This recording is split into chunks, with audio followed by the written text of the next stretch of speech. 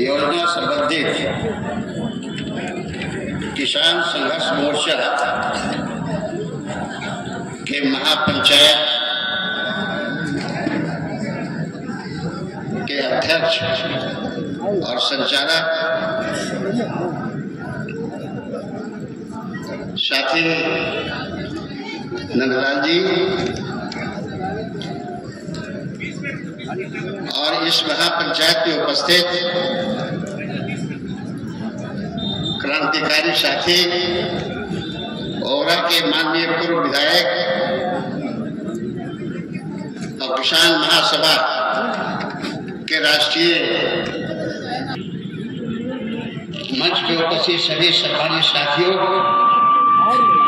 और देश के मालिक के रूप में उपस्थित देवियों और सज्जनों, शिकायतें बहुत है। इंसान जन्म लेता है, होश संभालता है और उसका एक ही काम है, काम करना, काम करना, काम करना। काम का महत्व कौन देता है? हमारे साथियों ने कहा कि प्रकृति ने हवा और पानी भी दिया है, भोजन कहां से है? तो भोजन के रूप में प्रकृति ने कुछ पौधों को दिया है, वृक्षों को दिया है। तो वो तत्कालीन समय की बात है जब हम होश संभाल रहे थे कि इंसान के रूप में तब फल और कंद खा के रह जाते थे। आबादी बढ़ी तो भोजन की समस्या भी बढ़ी। तो हमारे ना जाने कौन पुरखों ने शुरू किया था खेती और उसी के देखा देखी हम लोग भी खेती की तरफ ध्यान दे रहे हैं, तो भोजन मिल रहा है। ये सही बात है। पूरे दुनिया का कोई भी आदमी हो, कोई भी इंसान हो, भोजन खेत से ही आता है और खेत से भोजन लाने वाला इंसान वो कोई भी हो, उसके परिश्रम को आज तक किसी ने नहीं समझा। और मैं बड़ी डंके के चोट पे कहना चाहता हूं कि सरकार कानून बनाती है, ठीक है, कानून का पालन होता है कि नहीं, ये सजग प्रहरी के रूप में अगर किसी को देखना है तो वो प्रतिनिधि को जो चुनते हैं हम मालिक हैं देश के, हमारा कर्तव्य बनता है काम कर रहा है कि नहीं कर रहा है।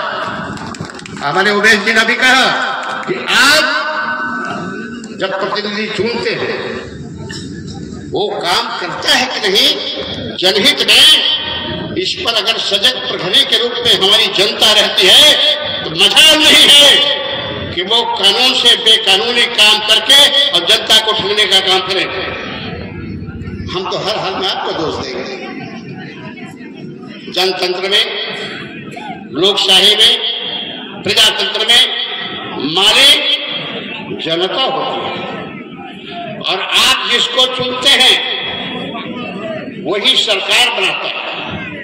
सरकार बनती है जनहित में और खासकर किसान के हित में।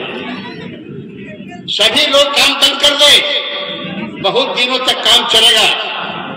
उपस्थित दोस्तों, सज्जनों और देवियों, मैं आपसे कहना चाहता हूं, अगर खेती बंद हो जाए, अन्न का उपजना बंद हो जाए तो खाना क्या खाएंगे? सोचा है? इतनी गंभीर समस्या पर भी सरकार जब सजग नहीं है, तब मैं कहता हूं कि जो सरकार बनाया है वही दोषी है। और नहीं तो 75 साल बीत गया और 75 साल के बाद भी ये 72 साल पहले 54 साल पहले बना हुआ नहर में पानी खेतों तक नहीं पहुंच रहा है। ये दोषी सरकार है? नहीं, दोषी हम हैं। और मैंने बाढ़ नहीं किया है। मैं शुरू किया था, एक प्रस्ताव लाया था, बालेश्वर प्रसाद यादव जी के घर पे थे, वो क्या दिवाली का समय था। इन्होंने कहा कि 54 वर्ष 52 वर्ष बीत गया और आज तक के उत्तर कोल नहर में पानी नहीं किया, मैंने जीटी रोड को पार नहीं कर सका। कारण क्या है? तो 277 आदि से 306 तक के गांव के जमना कितना साधारण काम है। और मैं कहा था कि अगर आप लोग की इच्छा है तो मैं इस उम्र में भी उतना काम करूंगा जितना एक नौजवान करने को तैयार है। और मैं आज भी कहता हूं, पूरा मत बनिएगा। राजा राम बाबू भी प्रतिनिधि रहे हैं, मैंने विधायक है। लिस्ट में देखता हूं तो लगता है कि 60,000 विधायक कितने हैं। इससे संबंधित 6 या 7 या 5 विधायक हैं। नामकरण तो हो गया। मैं अपने पंचायत से पूछना चाहता हूं, हम जब भी आए, जहां से शुरू होता है सुरौंदा और रफीगंज की विधायक है, एक दिन भी मैं गुनगुनाते नहीं देखा कि गांव की सफाई संबंधी किसान मोर्चा बना है और संघर्ष कर रहा है। कभी नहीं देखा। जैसे ही पानी पार पड़ता है जीटी रोड, तो लगता है कि आमस क्षेत्र आता है, वो शेर घाटी का सवाल आएगा। विधायक है ना, और वहां से जैसे ही पार करेगा तो गुरुआ क्षेत्र में आ जाएगा। विधायक है ना। उसके पहले मदनपुर में जो है सो रफीगंज। दोस्तों, मैं भीतर राजा राम बाबू, खासकर बालेश्वर प्रसाद यादव जी को कहा था कि सारा दोष आपका है, हमारी जनता का है, वोटर का है। अगर सजग प्रहरी एक विधायक होता 35,000 रुपया, 35,000 रामेश्वर जैसा आदमी होता 35,000 रुपया अपने खजाने से उतार कर कहते, लो किसानों चंदा मत करो, रट मत लगाओ, मत किसी को भाग दो, उड़ाहे करा दो, हम तैयार हैं। एक आदमी भी सामने नहीं आया, मैं जानता हूं जैसा। अब पीछे से कोई कुछ किया तो मैं नहीं जानता। अब इस महापंचायत में करबद्ध प्रार्थना करना चाहता हूं कि आने वाला समय में लोकसभा का चुनाव 3-4 दिन मैंने अप्रैल से शुरू हो जाएगा। दोस्तों, सोच लीजिएगा धोखा कहां है। बगैर जात जाने, बगैर पार्टी जाने, आप अपने हित के अपने लोग को खड़ा करके फलाने चमार, फलाने भुइया, फलाने रविदास, फलाने शर्मा, फलाने यादव, फलाने कोई को चुन के भेज दीजिए जो आपके साथ हमेशा ड्यूटी में हाजिर है। ऐसा प्रतिनिधि को भेजिए, कोई समस्या का समाधान विधायक और एमपी कर रहा है, हम कर रहे हैं। जैसे चुनाव आएगा, कौन है कि तो रामेश्वर यादव जी मेरे कुटुंब हैं, यही है, इनको वोट कर रहे हैं। ये करता क्या है? ये करता क्या है? अगर ये नहीं करता है, ऐसे भी कोड़ी बैल को बेच ही देता है, लोग बहुत घर में बैठाता है, छोड़ देता है। इस तरह के व्यवहार करना पड़ेगा। चुनाव बड़ी नजदीक आ रहा है, हेरा फेरी की बात नहीं कर रहा है। कितना बढ़िया स्टेट में हम लोग रहते हैं। दिन में चंदा मामा, रात में सूर्य भगवान, ये हो रहा है। दिन में चंदा मामा, रात में सूर्य भगवान, रट लगा जा खाए। एक पलटू राम को पलटने में सबसे बड़ा दोषी बैठे हैं सुभाष जी यहाँ पर। अगर कोई है तो उसका नाम लालू प्रसाद यादव का खन्ना है। एक बार जब धोखा हो गया था तो दोबारा जब याद है जवान तो कहना चाहिए था कि मैं मुख्यमंत्री और तुम रहो मंत्री, या शामिल रहो या नहीं रहो। सूझ ही जाता नीतीश कुमार को कि दुनिया कहाँ है और लोग कहाँ है।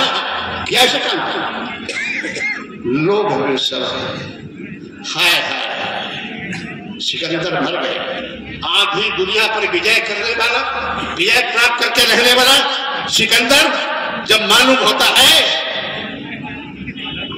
कि अगली बार बौद्धिस्ट हो गया, ताज्जुब लगा।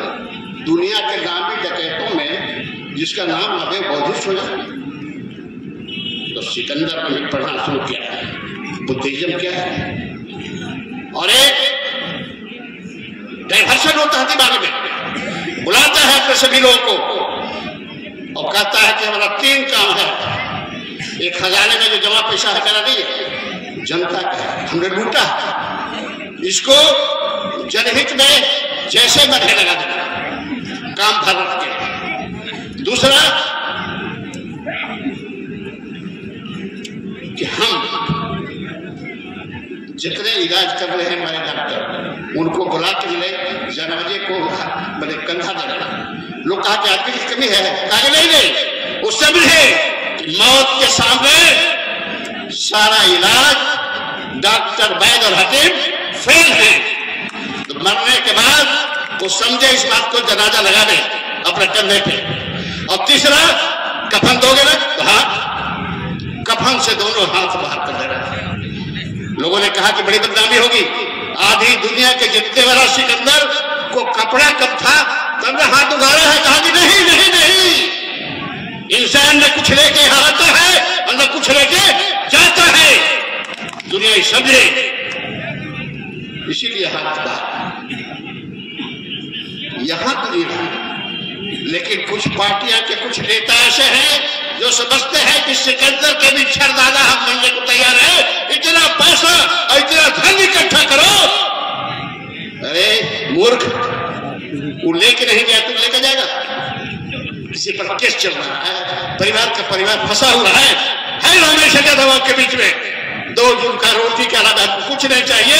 मैं इस सिद्धांत पर अभी तक हूं और अभी तक रहूंगा, और आपको स्वास्थ्य देते रहूंगा जब तक के नहर की पानी टिकारी यानी जो एम है उसका वहां नहीं पहुंच जाए। और उसके बावजूद भी हम चेताना चाहते हैं, आप लोग लाल सलाम के भागीदार हैं तो सचेत रहिए। जब तक के सरकार नहीं बदलती, सरकार आपके दरवाजा नहीं आती, आपकी समस्या को समाधान नहीं करती, तब तक हर एक इंसान को अपने काम को कराने के लिए एक चौकीदार के रूप में, एक पुलिस के रूप में खड़ा रहना पड़ेगा। इसको बांध करना चाहिए, हमेशा दिक्कत आएगी। दोस्तों, क्या तमाशा है? लगता ही है कि लोग क्या समझा, हम मोबाइल है इसको जल्दी देखते नहीं थे। आज 4 दिन से 8-9 बजे खाना खाने के बाद 12 बजे तक किसी को सुनते रहता हो, झूठा हो सही हो, और हंसी छूटता।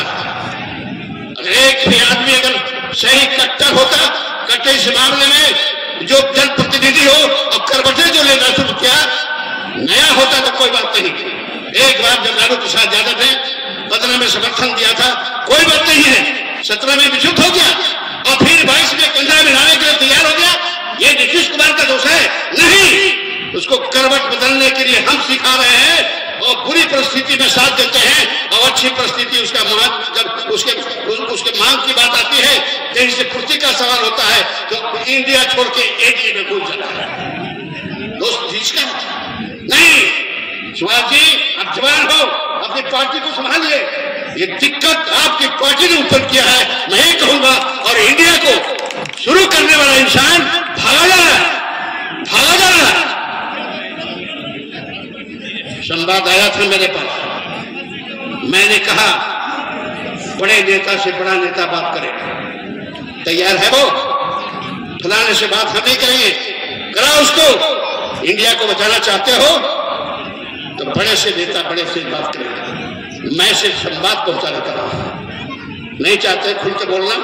लेकिन मुझे अफसोस है, अगर राष्ट्रीय जनता दल ठीक हो जाए, राष्ट्रीय जनता दल ठीक हो जाए तो नीतीश कुमार हर एक इंसान को, हर एक वोटर के चरण चूना शुरू करेगा। आप गलती हुई से माफ कर दीजिए, लेकिन आने वाला चुनाव में वो माफी नहीं मिलना चाहिए। तब मैं समझूंगा कि हाँ, जनतंत्र है, प्रजातंत्र है, लोकशाही है। ऐसा नहीं होगा, ऐसा नहीं।